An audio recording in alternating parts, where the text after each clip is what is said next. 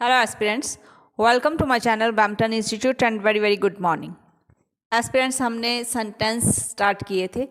कल वाली वीडियो आप देखना, मैंने उसमें आपको 3 हेल्पिंग वर्ब्स जो हैं वो अच्छे से समझाए हैं, जिनको मॉडल्स भी कहा जाता है।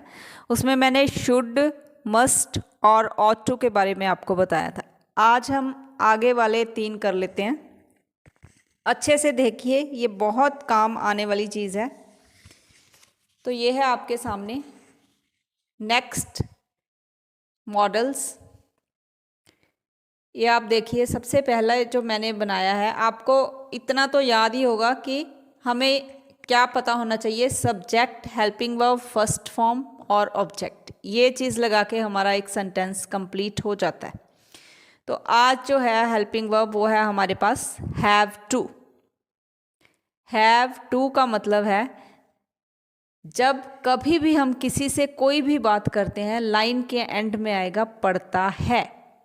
इसका एग्जैक्ट मीनिंग ये है कि जब कोई भी काम है, आपका करने का मन नहीं, बट आपको वो काम करना पड़ता है, उस कंडीशन में हम हैव टू लगा के बात करते हैं।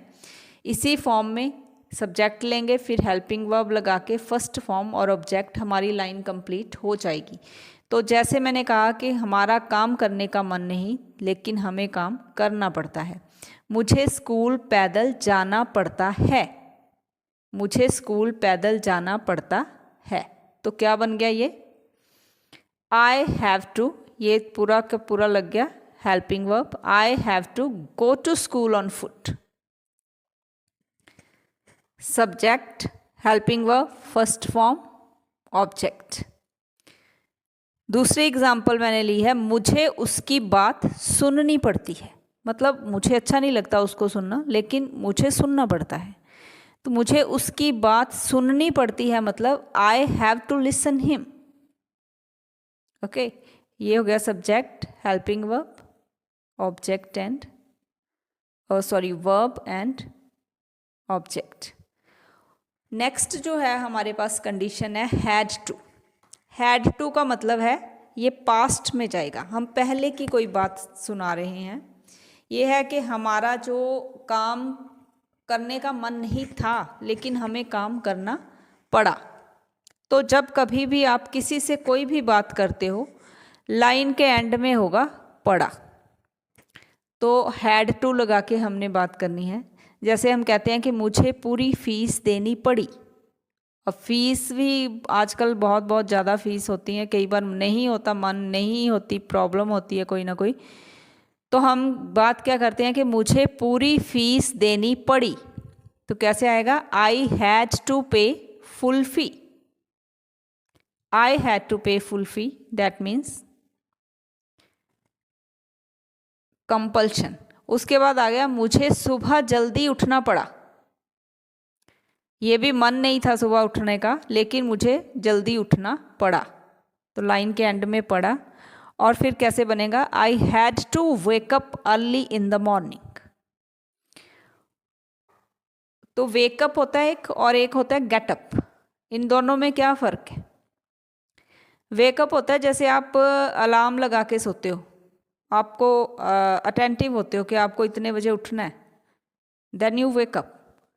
लेकिन उठने के बाद सपोज आप 6 बजे उठ गए, आप 6 बजे आप वेकअप हो गए, लेकिन आप उठ नहीं पा रहे हो और आप 6:30 अपने बिस्तर को छोड़ते हो। When you leave your bed then you get up. इस तरह से इनमें फ़र्क होता है। तो आगे जो मैंने लिया है वो है विल हैव टू। ये हमारा नेक्स्ट है विल हैव टू। इसमें क्या है? आने वाले समय में आपको पता है कि वो काम आप ही को करना पड़ेगा। मन नहीं होगा, लेकिन काम आप ही को करना पड़ेगा। तो उस कंडीशन में मैंने एग्जाम्पल ली है, फीस तो आपको देनी पड़ेगी। तो ये मोस्टली इंस्टीट्यूट टीचर्स यही बात कहते हैं कि आपकी प्रॉब्लम जो भी हो, आपको तो देनी पड़ेगी। तो that means you will have to pay full fee. Will have to, ये तो हमने यहीं से ले लिया। You will have to pay full fee, fees तो आपको देनी पड़ेगी। नेक्स्ट आ गया, आपको शादी में जाना पड़ेगा। कई बार शादी में जाने का मन नहीं, या कहीं भी जाने का आपका मन नहीं है, लेकिन आपको पता है कि जाना तो आप ही को पड़ेगा। उस कंडीशन में हम ये लगाते हैं, you will have to go to the marriage. और मैं आपको एक लिखा मैंने, मुझे जाना है, आई एम टू गो। मैं आपको ये बता रही हूँ यहाँ पे कि कई बार क्या होता है कि हमारा कोई काम करने का मन नहीं है। अब यहाँ पे ना तो पढ़ा है, ना पढ़ेगा, ना पढ़ता है, लेकिन कंपल्शन है कि मुझे जाना है हर हाल में।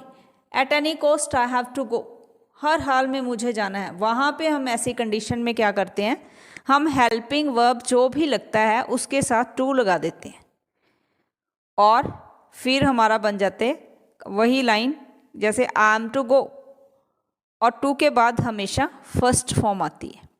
तो ये थे आज के नेक्स्ट 3 मॉडल्स। मैंने आपको अपनी तरफ से तो अच्छे से समझा दिए हैं, कोई प्रॉब्लम हो तो आप पूछ सकते हो। और यहाँ पे मैं आपको कुछ और क्वेश्चन बता देती हूँ। जैसे सपोज आइल्स में पूछा जाता है कि which works you have to do at your home, that means आपको अपने घर में क्या काम करने पड़ते हैं। तो उस कंडीशन में आपका आंसर जो है, I have to do cleaning, और you can say mopping. Mopping आपको पता है पोछा लगाना, क्लीनिंग सफाई करना। Sometime we can say that scorning, scorning means बर्तन साफ करना। कई बार हम कहते हैं कि हमें खेतों को पानी देना पड़ता है। दैट मीन्स मैं ये बातें तब कर रही हूँ जब मुझे स्टूडेंट्स ऐसी ऐसी बातें बताते हैं, तो इस हिसाब से आपको हैव टू लगा के बात करनी होती है, उसी में आपका आंसर होता है। तो ठीक है, कल तक के लिए धन्यवाद। कल नेक्स्ट 3 मॉडल्स लेकर मैं फिर आपके सामने आऊँगी। Thank you.